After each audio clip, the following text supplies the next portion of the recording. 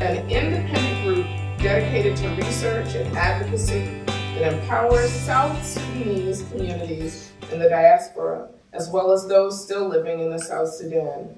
He is also the founder and chief executive officer of Zambakari, the Zambakari Advisory, LLC, professor in the College of Global Studies, chairman of the board of the Nile Institute for Peace and Development, a Rotary Peace Fellow, the University of Queensland. He was featured in the ASU Now, The Lost Boys No More article. I am so happy he is able to be here for this event. Please welcome Dr. Zambakari to the podium.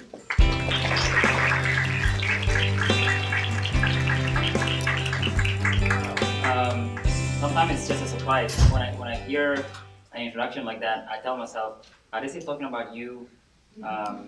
It's been exactly 10 years, 2 weeks from today, 10 years since I graduated from ASU. And when I look back, it just seems like time flew by. So I hope as you move on beyond ASU, time will fly by just as fast. That only means that you've been busy doing things and hopefully making the world a better place.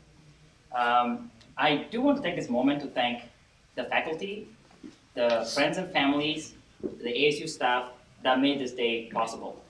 A lot of time we sort of gather at events like this and we say thank you, congratulations, but people oftentimes don't really realize the amount of work and sacrifice that go into education and graduating.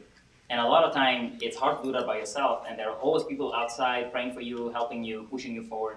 So those people I want to thank. And I also want to thank the ASU Alumni Association for inviting me to celebrate your accomplishments.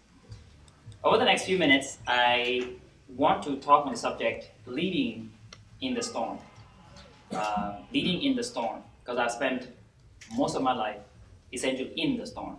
I don't know so much about leading, but I've spent a lot of time in the storm. So I hope in sharing this experience, I can convey a few words of wisdom for those of you that are going to be moving on beyond ASU, pursuing your dreams and goals. So in 2001, I was resettled in Phoenix as a refugee from the then Sudan. Today it's South Sudan. And this came on the backside of a decade or so of being forcibly displaced across Africa, so Central Africa, East Africa, and before I was resettled in the US 15 plus years ago. And so, as I said, it feels like I've spent most of my time essentially just going from one storm to the next. And I'm hoping that maybe this story will touch someone. So I attended ASU, as you heard earlier, in 2000, and graduated in 2006. And I always was moved, right, because of my history, but the issues of violence, to make sense of what causes violence as a way to understand how to sort of solve the problems of violence. And so the idea of thinking globally, acting locally, I took that literally. And when I was a student here, we mobilized the South Sudanese community to support the peace processes in Western Sudan. We lobbied US Congress, right here on this campus, lobbied US Congress, thousands of signatures to support the UN peacekeeping mission in Sudan. And then after that, when the referendum was underway, so we mobilized the diaspora community throughout the US to take part in something that most people never really get to take part in, which is a landmark referendum on self-determination. So I am very proud of some of the work that we've done. We haven't really stopped ever since. So in 2007, I went on to the East Coast for grad school and went on to do a doctorate and then came back to Phoenix. In 2013, I was awarded the Rotary Peace Fellowship alongside a Paul Harris Fellowship. The Paul Harris was for the work I've done on peace, and then the Rotary Peace Fellowship sent me to Australia for part of the year and then off to Berlin. And while I was in Berlin, I spent the whole time I was there working with a German foundation, working on peace and mediation support in North Africa and the Middle East. And then I went back to Australia and came back to Phoenix. Once I returned to Phoenix, I founded the Zambakari Advisory with a mission to provide evidence-based consulting services in the areas of security, development, and strategic intelligence. And so to do so, I had to basically build a team. And today we have over 3,000 consultants around the world. We have a core research team here in Phoenix, and we have some of our interns and some of our analysts are actually here at ASU. Kyle, Richard. So if you have any question about some of the work that we've been doing, you can talk to those two gentlemen on the far right. So by the end of 2015, I had written a paper called South Sudan and the Nation Building Project, Prospects and Challenges. And 2015, that paper was ranked among the most influential papers in the area studies category on Africa. And so through the advisory, we've done a number of small projects to make sense of the Boko Haram crisis in northern Nigeria, the militant uprising in southern Nigeria, the South Sudanese civil war, as well as currently we're working on security-related issues in Somalia. So a lot of small projects here and there. So what does this mean to you exactly? And I have basically a couple of words of advice, I would say, advice, wisdom. Take it with a grain of salt. As you step out beyond ASU and pursuing your dream, your calling, your mission, I want you to promise yourself that you'll never lose sight of the person that you're becoming in the pursuit of the dream. That's the first thing. Because a significant part of your life occurs and happens between what you are today and what you're becoming.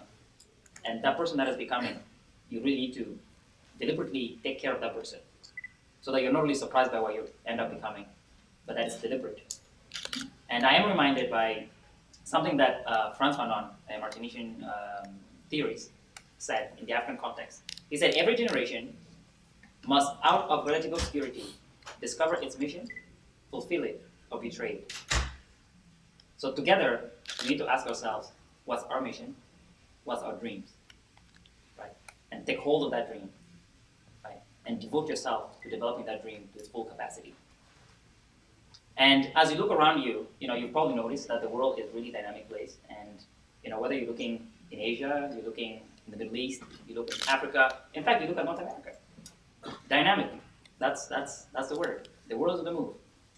And you all are graduating from a university that is ranked as the most innovative schools in America. I think we should get a round of applause for that, right? That's your school.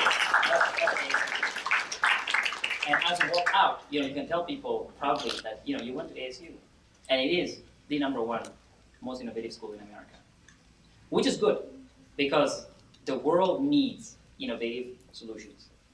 Right? We need you and your innovative solutions. And as you venture on, right, in the pursuit of the dream, the goal, the mission, and as things get more complex, right, when you stare the raging storm in the eye, remember something that Franklin D. Roosevelt said. Right? Our doubts of today will be the only limitation on our achievements of tomorrow. In other words, keep your doubts in check the whole time.